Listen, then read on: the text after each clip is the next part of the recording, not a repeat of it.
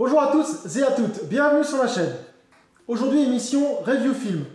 Comme d'habitude, nous allons parler d'un film qui a marqué l'histoire du cinéma ou qui a marqué une génération. Et ce jour, nous allons parler de Black Rain, sorti en 1989 et réalisé par le grand Ridley Scott. Pour ceux qui n'auraient jamais entendu parler de Ridley Scott, c'est un réalisateur qui a fait pas mal de films cultes. On peut citer des films incontournables comme Blade Runner, Alien le 8e passager, Légende ou encore Thelma et Louise. Nous avons aussi Gladiateur ou encore La chute du faucon noir. Je pourrais vous en citer pas mal d'autres, mais ce n'est pas le but de cette vidéo. Dans ce film, on retrouve comme acteur principal Michael Douglas. Il a fait aussi de nombreux films, comme par exemple À la poursuite du diamant vert, ou encore La guerre des roses, Chute libre ou encore Basic Instinct. Nous avons aussi en acteur principal dans ce film Andy Garcia, qui a joué dans Les Incorruptibles ou encore Le Parrain 3e partie, et a aussi joué dans Héros malgré lui, ou encore plus récemment dans Ocean Eleven.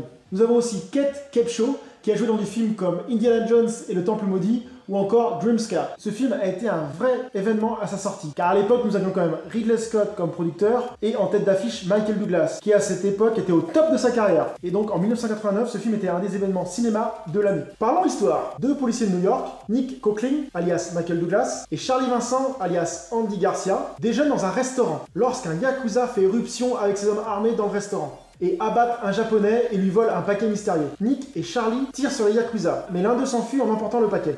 Nick arrive à rattraper le gars et arrive à l'emprisonner. Le japonais du nom de Sato est alors arrêté. Mais une fois arrêté, l'ambassade japonaise demande au gouvernement américain de lui rendre Sato. Et donc Sato est extradé au Japon pour y être jugé. Mais Nick et Charlie décident de l'escorter jusqu'au Japon. Comme d'habitude, je ne vous en dirai pas beaucoup plus sur l'histoire, ce qui évitera de spoiler le film et va vous faire découvrir ce film. Mon avis sur ce film. Ce film est un film policier assez sombre. On y retrouve une ambiance assez noire, un peu à la façon Blade Runner. On voit bien la patte de Ridley Scott. Le film devient vraiment très intéressant lorsque les deux policiers arrivent au Japon, dans la ville d'Osaka. Ils sont complètement paumés et découvrent une culture vraiment différente de la leur, avec des codes et des coutumes bien obscurs pour eux. Dans ce film, Michael Douglas, alias Nick, joue à la perfection son rôle. C'est un flic badass, il est caractériel, impulsif, il ne contrôle pas ses sentiments, il envoie des répliques et des insultes à tout bout de champ, n'a aucune patience envers les autres et surtout avec les Japonais. D'ailleurs, le traducteur qui parle anglais-japonais qui les accompagne tout au long du film a du mal à comprendre les paroles de Nick. Car Nick utilise des gros mots, parle l'argot et utilise des insultes métaphoriques. Andy Garcia, alias Charlie, qui traduit avec un anglais un peu plus soutenu pour que le traducteur puisse comprendre. Et donc ce qui amène des scènes assez sympas et marrantes. On retrouve pas mal de scènes de combat, des scènes de poursuite qui mettent pas mal de dynamisme au film. Niveau scénario, celui-ci est pas mal ficelé, on a des rebondissements et des actions qui nous font passer un très bon moment avec ce film.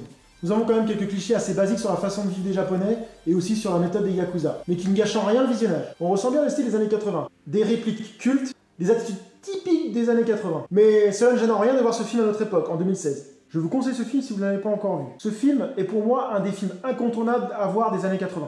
J'espère que cette vidéo vous a plu et vous a donné envie de voir ce film, et je vous dis à très bientôt sur ma chaîne. Bye!